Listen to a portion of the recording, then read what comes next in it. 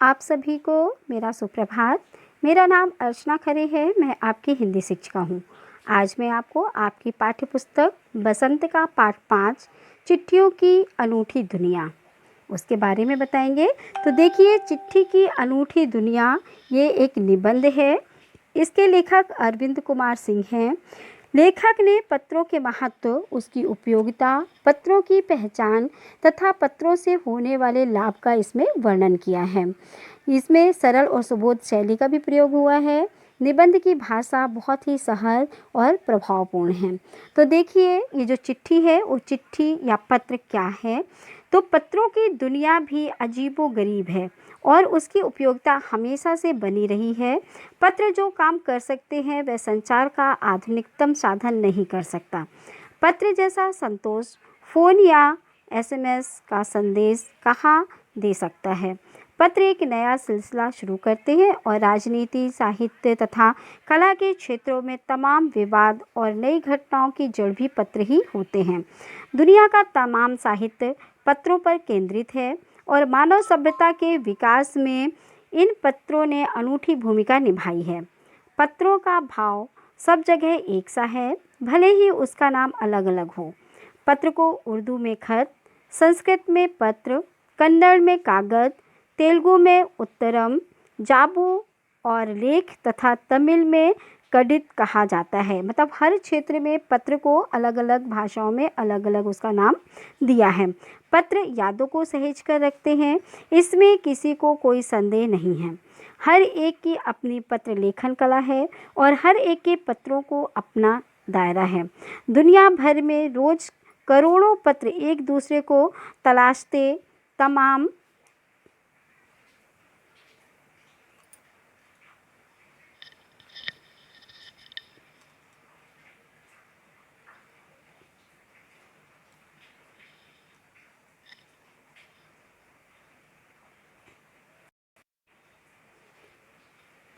ठिकानों तक पहुंचते हैं। भारत में ही रोज 4.5 करोड़ चिट्ठियां डाक में डाली जाती हैं, जो साबित करती है कि पत्र कितनी अहमियत रखते हैं। पंडित जवाहरलाल नेहरू ने सन 1953 में सही ही कहा था कि हजारों साल तक संचार का साधन केवल हरकारे या फिर तेज घोड़े रहे हैं। उसके बाद पहिए आए, पर रेलवे और तार से भारी बदलाव आया। तार ने रेलों से भी तेज गति से संवाद पहुंचाने का सिलसिला शुरू किया है। अब टेलीफोन, वायरलेस और आगे रेडार दुनिया बदल रहा है। मतलब पहले जो थे राजा महाराजाओं के समय में जो पत्र भेजने का साधन था वो हरकारे थे, है ना। मगर हरकारों को भी एक स्थान से दूसरे स्थान जाने में बहुत डर लगता था। क्यों? क्योंकि उन्हें रास्ते में चोर डकैतों का भी डर रहता था, उन्हें रास्ते में जंगली जानवरों का भी डर रहता था। मगर पत्र को सही सलामत पहुँचाना उनकी जिम्मेदारी रहती थी, इसलिए पत्र को सुरक्षित रखते थे। इसके पहले कबूतरों के माध्यम से भी पत्र का आदान प्रदान किया जाता था। मगर आज की दुनिया तो कंप्यूटर की दुनिया है, तो आज टेलीफोन, मोबाइल, वायरलेस और रेडार दुनिया में बदल जाने के कारण जो बहुत सीमित हो गया है एक से दूसरे की बात करने का तरीका। बात करने मतलब संवाद, ठीक है। तो क्योंकि पहले तो पत्र हमने आज लिखा तो पता चला 4 दिन के बाद पहुंचता था ना, मगर आज हम पल भर में ही अपनी बातें एक दूसरे तक पहुंचा देते हैं। पिछली शताब्दी में पत्र लेखन में एक कला का रूप ले लिया। डाक व्यवसाय के सुधार के साथ पत्रों को सही दिशा देने के लिए विशेष प्रयास किए गए। पत्र संस्कृति विकसित करने के लिए स्कूली पाठ्यक्रमों में पत्र लेखन का विषय भी शामिल किया गया। भारत ही नहीं, दुनिया के कई देशों में ये प्रयास चले और विश्व डाक संघ में अपनी ओर से भी काफ़ी प्रयास किए। विश्व डाक संघ की ओर से 16 वर्ष से कम आयु वर्ग के बच्चों के लिए पत्र लेखन प्रतियोगिताएं आयोजित करने का सिलसिला सन 1972 से शुरू हुआ। यह सही है कि खास तौर पर बड़े शहरों और महानगरों में संचार साधनों के तेज विकास तथा अन्य कारणों से पत्रों की आवाजाही प्रभावित हुई है, पर देहाती दुनिया आज भी चिट्ठियों से ही चल रही है। फैक्स, ईमेल, टेलीफोन तथा मोबाइल ने चिट्ठियों की तेजी को रोका है, पर व्यापारिक डाक की संख्याएं लगातार बढ़ रही हैं। जहाँ तक पत्रों का सवाल है, अगर आप बारीकी से उसकी तह में जाएं, तो आपको ऐसा कोई नहीं मिलेगा जिससे कभी किसी को पत्र ना लिखा या ना लिखाया हो, या पत्रों का बेसब्री से जिसने इंतज़ार ना किया हो। हमारे सैनिक तो पत्रों का जिस उत्सुकता से इंतज़ार करते हैं उसकी कोई मिसाल ही नहीं है। एक दौर था जब लोग पत्रों का महीनों इंतज़ार करते थे, पर अब वह बात नहीं।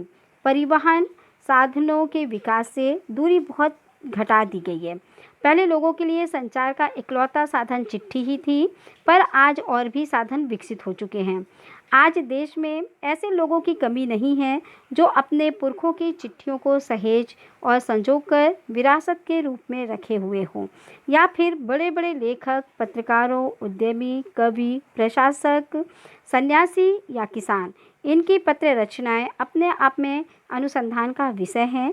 अगर आप जैसे संचार साधन होते हैं, पंडित नेहरू अपनी पुत्री इंदिरा गांधी को फ़ोन करने पर तब पिता के पत्र पुत्री के नाम नहीं लिखे जाते, जो देश के करोड़ों लोगों को प्रेरणा देते हैं। पत्रों को तो आप सहेज कर लेते हैं, पर एसएमएस संदेशों को आप जल्दी ही भूल जाते हैं। कितने संदेशों को आप सहेज कर रख सकते हैं? तमाम महान हस्तियों की तो सबसे बड़ी यादगार या धरोहर उनके द्वारा लिखे गए पत्र ही हैं।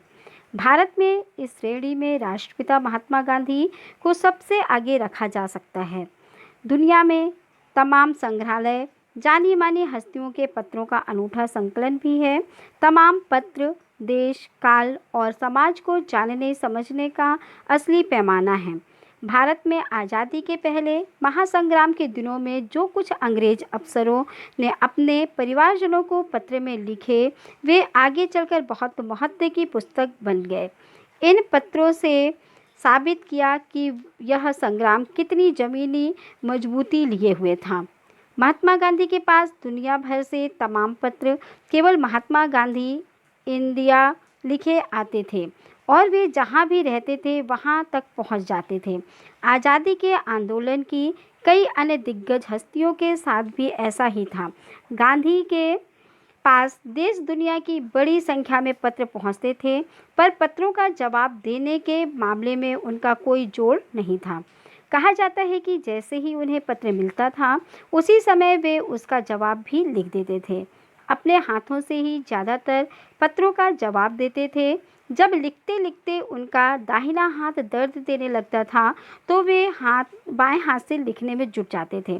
महात्मा गांधी ही नहीं, आंदोलन के तमाम नायकों के पत्र गांव-गांव में मिल जाते हैं।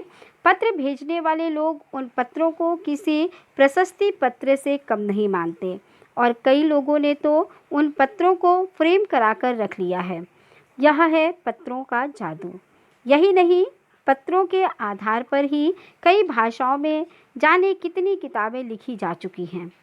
वास्तव में किसी दस्तावेज से कम नहीं है। पंत के 200 पत्र, बच्चन के नाम और निराला के पत्र हमको लिख्यो है कहाँ, तथा पत्रों के आईने में दयानंद सरस्वती समेत कई पुस्तकें आपको मिल जाएंगी। कहा जाता है कि प्रेमचंद्र खास तौर पर नए लेखकों को बहुत प्रेरक जवाब देते थे, तथा पत्रों के जवाब में वे बहुत मुस्तैद रहते थे। इसी प्रकार नेहरू और गांधी के लिखे गए रविंद्रनाथ टैगोर के पत्र भी बहुत प्रेरक हैं। महात्मा और कवि के नाम से महात्मा गांधी और रविंद्रनाथ टैगोर के बीच सन 1915 से 1941 के बीच में पत्राचार का संग्रह प्रकाशित हुआ है, जिसमें बहुत से नए तथ्यों और उनकी मनोदशा का लेखा जोखा मिलता है। पत्र व्यवहार की परंपरा भारत में बहुत पुरानी है, पर इसका असली विकास आज़ादी के बाद ही हुआ है। तमाम सरकारी विभागों की तुलना में सबसे ज़्यादा गुडविल डाक विभाग डाक विभाग की है। इसकी एक खास वजह यह भी है कि इन लोगों को जोड़ने का काम करता है। घर घर तक इसकी पहुंच है। संचार के तमाम उन्नत साधनों के बाद भी चिट्ठी पत्री की हैसियत बरकरार है। शहरी इलाकों में आलीशान हवेलियां हों या फिर झुग्गी झोपड़ियों में रह रहे लोग, दुर्गम जंगलों से घिरे गांव हों या फिर बर्फबारी के बीच जी रहे पहाड़ों के लोग, समुद्र तट पर रह रहे मछुआरे हों या फिर रेगिस्तान की ढाणियों में रह रहे लोग, आज भी खतों का ही सबसे अधिक बेसब्री से इंतजार होता है।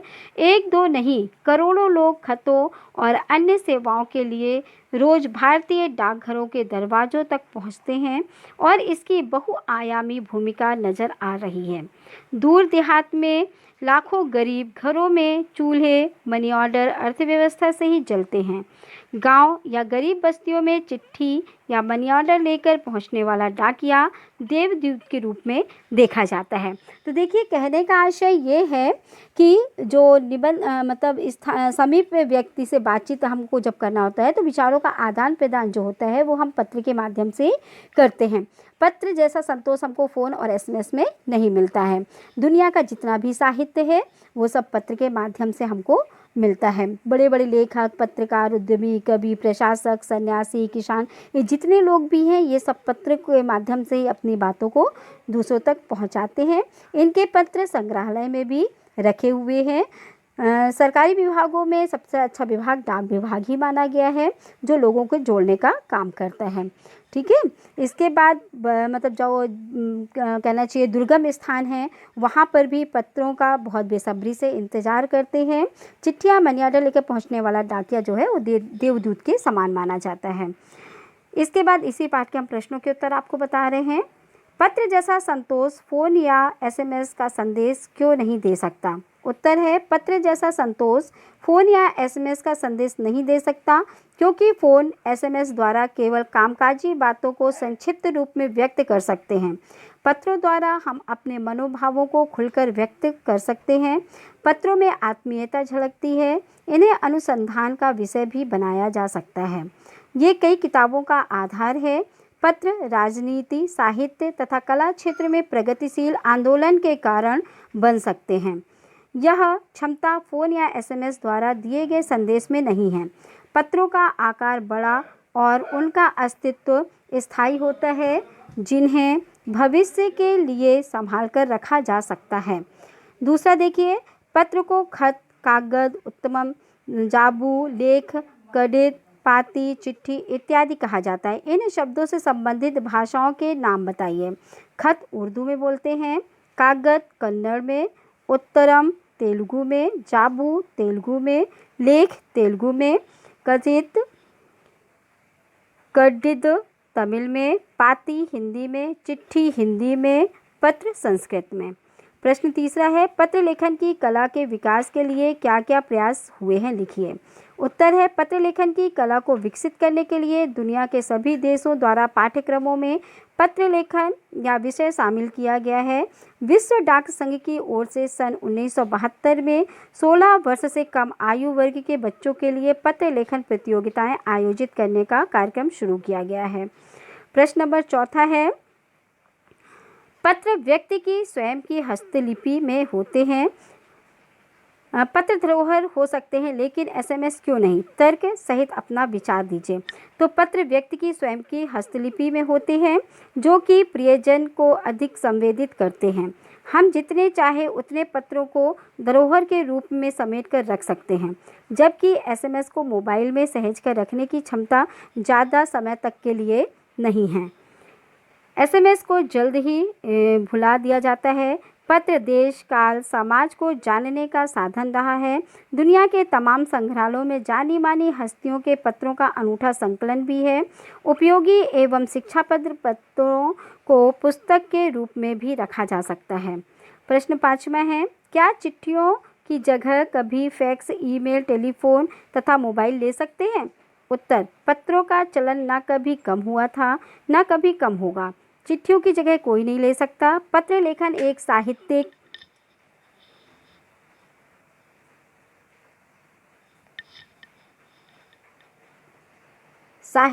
कला है, परंतु फैशन, ईमेल, टेलीफोन तथा मोबाइल जैसी तकनीकी माध्यम केवल कामकाज के क्षेत्र में महत्वपूर्ण हैं।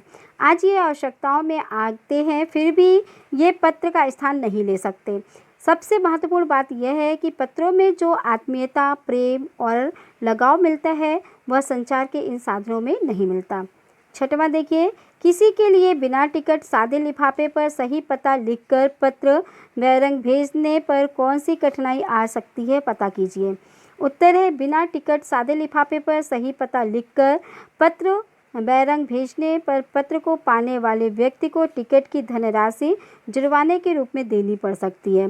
कई बार ये पत्र सही पते पर नहीं पहुंचता या फिर पत्र वापस भी आ सकता है। 7वां है पिन कोड भी संख्याओं में लिखा गया एक पता है। कैसे? पिन कोड किसी खास क्षेत्र को संबोधित करता है कि यह पत्र किस राज्य के किस क्षेत्र का है।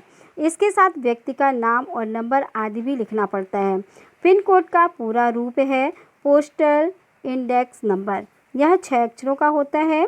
हर एक का खास स्थानीय अर्थ होता है, जैसे 1 अंक राज्य, 2 और 3 अंक उपक्षेत्र, अन्य अंक क्रमशः डाकघर आदि के होते हैं। इस प्रकार पिन कोड भी संख्याओं में लिखा गया एक पता है। 8वां देखिए, ऐसा क्यों होता है कि महात्मा गांधी को दुनिया भर से पत्र महात्मा गांधी इंडिया पता लिखकर आते थे? उत्तर देखिए, गांधी जी भारत में ही नहीं पूरे विश्व में जाने वाले व्यक्ति हैं। उन्हें दुनिया भर से पत्र महात्मा गांधी इंडिया आते थे क्योंकि महात्मा गांधी अपने समय के सर्वाधिक लोकप्रिय व प्रसिद्ध व्यक्ति थे। वे भारत गौरव थे। गांधी जी देश विदेश में रह रहे हैं, यह देशवासियों को पता रहता था, अतः उन्हें पत्र अवश्य मिल जाता था। वे किसी एक परिवार या स्थान के ना होकर पूरे भारत के प्रतिनिधि थे, इसलिए कई लोग महात्मा गांधी इंडिया लिखकर उन्हें पत्र भेज दिया करते थे। भाषा की बात देखिए, किसी प्रयोजन विशेष से संबंधित शब्दों के साथ पत्र शब्द जोड़ने के कुछ नए शब्द बनते हैं, जैसे प्रशस्ति पत्र, समाचार पत्र। आप भी पत्र के योग में बनने वाले 10 शब्द लिखिए।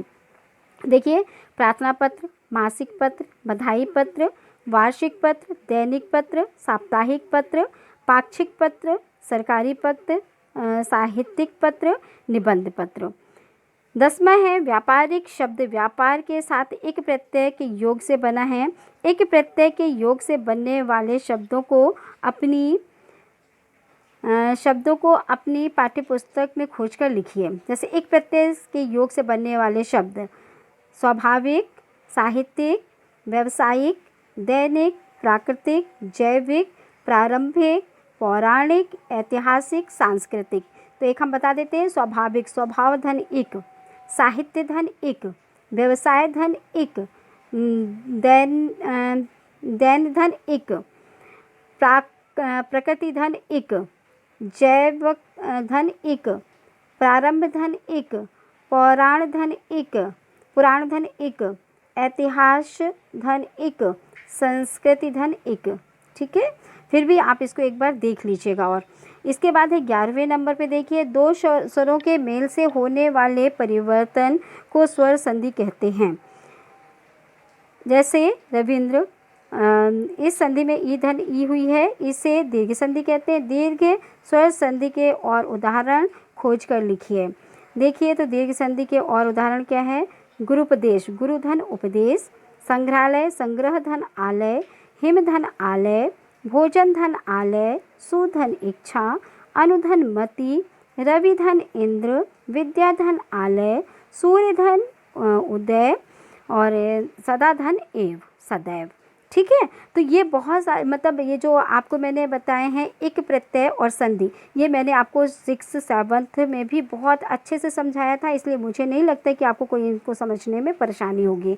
तो आपको जैसे मैंने मूलधन और प्रत्यय अलग करके बताया था, उस तरीके से आप लिखिएगा, चाहे ऐसे ही शब्द लिख लीजिएगा। ठीक है, तो आपको ये सभी चीज़ों को उसमें लिखना है कॉपी पे, और जो भी तारीख आपको बताई जाती है आपको उस तारीख में भेजना है। धन्यवाद।